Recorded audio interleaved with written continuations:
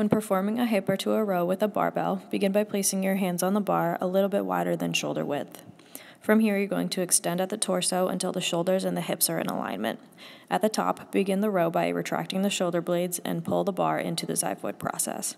Extend the arms and flex the spine to reach the starting position and repeat.